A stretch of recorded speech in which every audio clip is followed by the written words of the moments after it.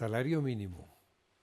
Este asunto que toca el corazón mismo de nuestra democracia, el colapso del Estado de Derecho en la controversia del salario mínimo 2026. No vengo a hablar de economía, aunque los números son elocuentes. No vengo a hablar de política partidista, aunque los incentivos electorales son obvios. Vengo a hablar de algo más fundamental, de la legalidad y la legitimidad de las decisiones del Estado.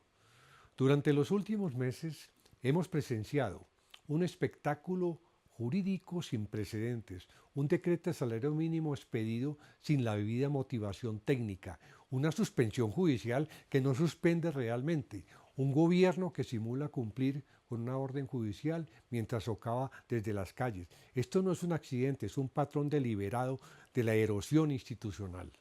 El vicio original, el decreto 1469 de 2025. Comencemos por el principio, el decreto 1469 de 2025, que fija el salario mínimo en 1.750.905 para el 2026. Equivale a un aumento del 23.7%. La Ley 278 de 1996 establece criterios específicos y obligatorios para la fijación del salario mínimo. No son sugerencias, no son orientaciones, son criterios vinculantes que el gobierno debe considerar con igual nivel de incidencia. Inflación observada 5.3, la productividad 0.91%, la contribución de los salarios al ingreso nacional 2.81, crecimiento del PIB 2.8, meta de inflación para el año siguiente el 3%. ¿Cuál es la suma aritmética de estos criterios? Aproximadamente 6.21. ¿Cuál fue el incremento decretado? 23.7%. La diferencia 16.79, lo que no se explica de ninguna manera legal. Ahora bien, el gobierno simplemente ignoró estos criterios. Fue más sofisticado que eso. Subordinó los criterios legales a un criterio extrajurídico, el salario vital de la Organización Internacional del Trabajo. Permítanme ser claro, la OIT es una organización internacional respetable, pero sus recomendaciones no tienen fuerza vinculante en el ordenamiento jurídico colombiano. El salario vital es una recomendación de un panel de expertos, no un convenio ratificado por Colombia, no una norma supranacional obligatoria. ¿Qué hizo el gobierno? Utilizó este criterio extrajurídico para justificar una cifra que no podía justificarse con los criterios legales. Esto se llama falsa motivación. Aparenta estar motivado por la ley, pero en realidad está motivado por un criterio ajeno a la misma ley. La jurisprudencia del Consejo de Estado, incluyendo la sentencia de 2017 que anuló el decreto de salario mínimo del 2016, fue enfática cuando el gobierno fija unilateralmente el salario mínimo por falta de consenso en la Comisión de Concertación. Debe explicar de manera clara, verificable y articulada cómo cada criterio legal incidió en la cifra final. El decreto 1469 del 2025 no cumple este requisito. Es un acto que nace viciado. La paradoja judicial, el auto del Consejo de Estado. Ahora bien, uno podría esperar que el Consejo de Estado anulara este decreto. Después de todo, anuló uno similar en el 2017 por razones similares.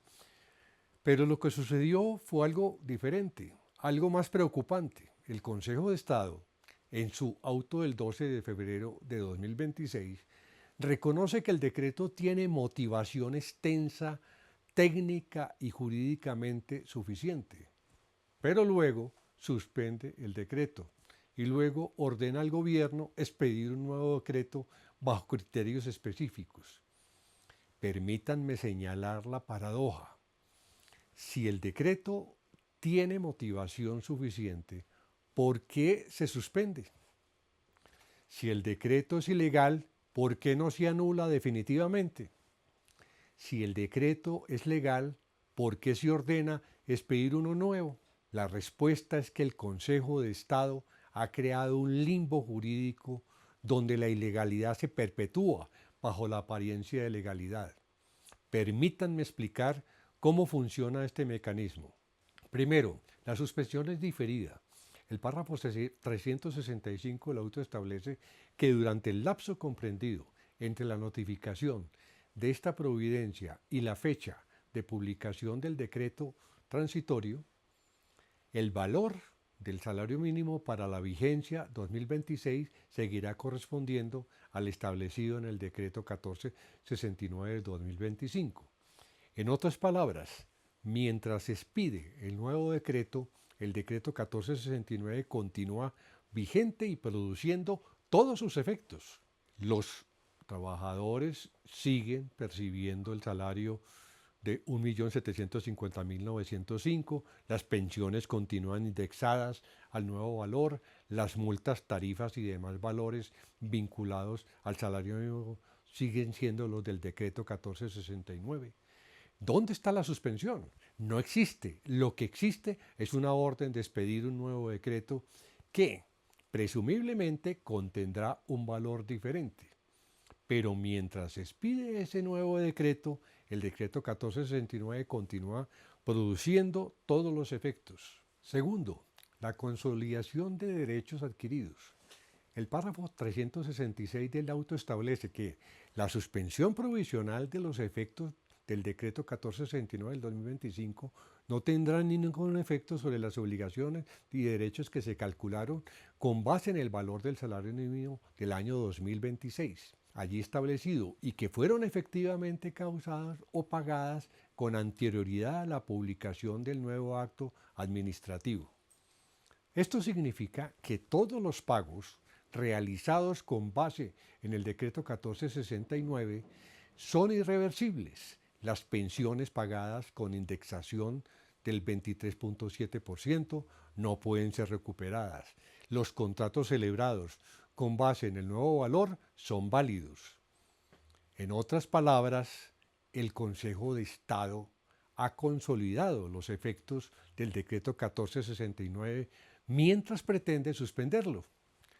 Tercero, la orden de expedir un nuevo decreto bajo criterios específicos. El Consejo de Estado ordena al gobierno expedir un nuevo decreto que considere los parámetros legales con igual nivel de incidencia. Pero aquí está el problema. Los parámetros legales hacen matemáticamente imposible justificar un aumento del 23.7%.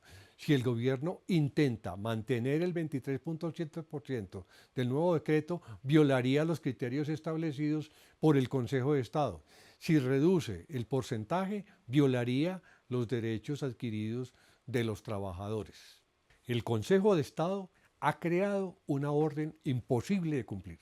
La doble estrategia del gobierno, el abuso del poder. Ahora bien, frente a este caos jurídico, el gobierno ha adoptado una estrategia que es en sí misma profundamente ilegítima. Por un lado, el gobierno se apresta a cumplir formalmente con la orden del Consejo de Estado, presentando una prueba técnica que justifique el 23.7%. Permítanme ser claro, esto es un intento de fraude procesal. ¿Por qué? Porque la motivación de un acto administrativo debe ser previa y concurrente a su expedición. No puede ser fabricada después para subsanar un vicio de origen. Permitir que el gobierno construya una justificación a posteriori es validar la arbitrariedad inicial y destruir el propósito del control de la legalidad. Además, es técnicamente imposible. Los propios criterios establecidos por el Consejo de Estado hacen matemáticamente imposible justificar un aumento del 23.7%. Cualquier prueba técnica que presente el gobierno será por definición una manipulación de los datos o una falacia argumentativa configurando una falsa motivación, aún más grave. Por otro lado, el gobierno convoca a las calles, organiza manifestaciones, utiliza los recursos del Estado para movilizar a la ciudadanía en favor de su posición en un litigio contra el Estado mismo. Permítanme ser claro, esto es una desviación de poder. El gobierno no es un actor político más, es el garante del ordenamiento jurídico.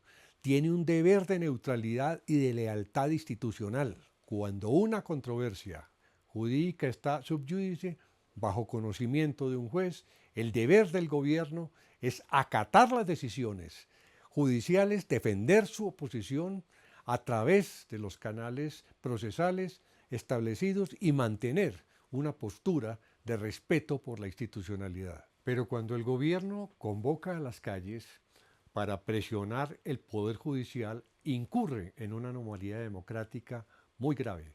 Utiliza su poder para intimidar al Poder Judicial. La convocatoria a las calles busca crear un hecho político que presione la decisión final del Consejo de Estado. Polarizar a la sociedad en lugar de actuar como un factor de cohesión. El gobierno divide a la ciudadanía entre quienes apoyan el fallo y quienes lo rechazan. Utilizar recursos públicos para fines partidistas. La organización de las manifestaciones implica el uso de recursos del Estado para un fin que no es el interés general, sino el interés particular del partido de gobierno. Esto es una violación de los deberes de lealtad institucional y neutralidad estatal. Las implicaciones para el Estado de Derecho.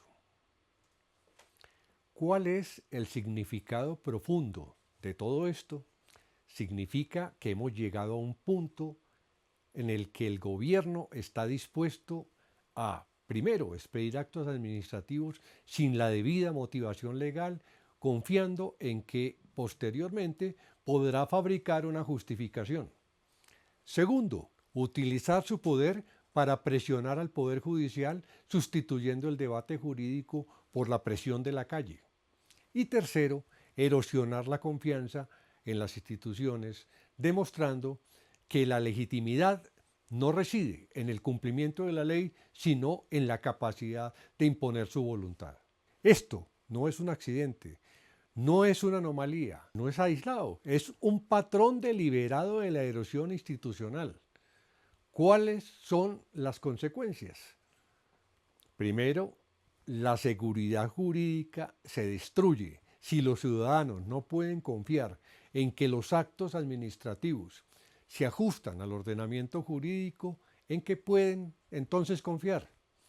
Segundo, la independencia judicial se socava si el Poder Judicial sabe que sus decisiones serán socavadas por movilizaciones políticas.